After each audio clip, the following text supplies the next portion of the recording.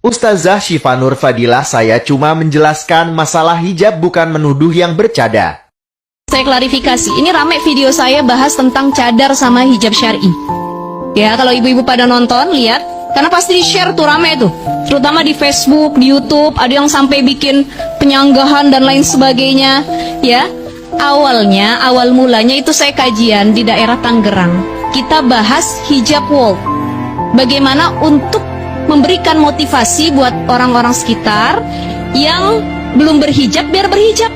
Jadi yang datang itu ada yang belum berhijab, ada yang sudah berhijab, ada yang sudah lebih syar'i, ada yang sudah bercadar dan lain sebagainya, macam-macam nih. Itu kajian umum, campur. Oke? Di situ saya menjelaskan definisi hijab, khimar dengan jilbab. Itu beda secara definisi ketiganya. Ya, kalau jilbab pakaian, kalau khimar kerudung, kalau hijab itu penutup, batas. Tuh, kemudian di video itu, kalau kita tonton itu satu jam full. Kajiannya 1 jam full, kayak Rumil gini, ada tanya jawabnya. Ya, dan itu saya lagi membahas definisi syar'i. Sekarang masalah aurat saja, para ulama fikih kan masih berbeda pendapat. Betul ya? Kalau ibu meyakini ketika cadar wajib bagus, silahkan. Ada yang meyakini cadar sunnah, silahkan. Itu kan masing-masing pendapat. Perbedaan 4 imam mazhab yang berbeda. Betul ya Bu ya? Nah, saya nggak lagi bahas ikhtilafnya. Saya cuma lagi bilang, selama ini kita memahami syar'i agak berbeda. Saya bilang, ini saya ulang ya Bu ya. Memahami syar'i agak berbeda. Kita menganggap siapa yang jilbabnya paling panjang, siapa yang bercadar, ada yang sampai tertutup mata, dia yang paling syar'i. Sedangkan yang belum berpakaian seperti itu, dia tidak syar'i. Itu maksud saya. Tapi maksud saya bukan ngatain orang bercadar sama yang jilbab panjang. Saya bilang yang jilbab panjang, yang bercadar, mereka sudah syar'i, betul. Tapi bagi orang yang baru hijrah, jangan ketakutan kalau dia belum bisa seperti itu. Gak apa-apa dia berproses dulu.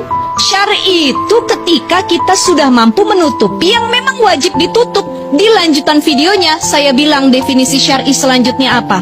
Pakaiannya tidak melekuk tubuh, tidak transparan, kemudian tidak tabaruj dan lain sebagainya. Itu lanjutan videonya sebenarnya. Ya, tapi dipotong-potong seolah-olah ustazah ini cuma ngomong syar'i itu cuma nutup dada. Jadi kalau bokongnya kemana-mana, menurut dia nggak apa-apa. Loh, saya siapa yang bilang bokongnya kemana-mana? Saya bilang itu kan arti pemahaman orang saja yang gara-gara ngeliat potongan video. Saya bilang ya, jadi ya saya nggak apa-apa Bu, alhamdulillah. Alhamdulillah, yang penting bukan saya yang upload tuh video.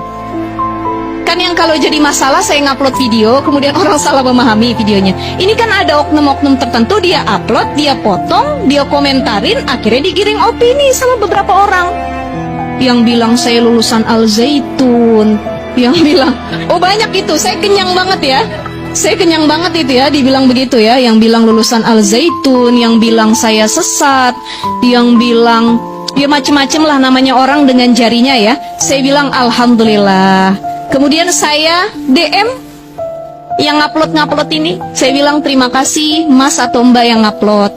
Tapi saya izin mudah-mudahan lebih bijak dalam bermedsos, terutama kalau men-share video orang, jangan dipotong-potong. Saya bilang itu video 1 jam tapi dipotong jadi 30 detik, jadi 50 detik.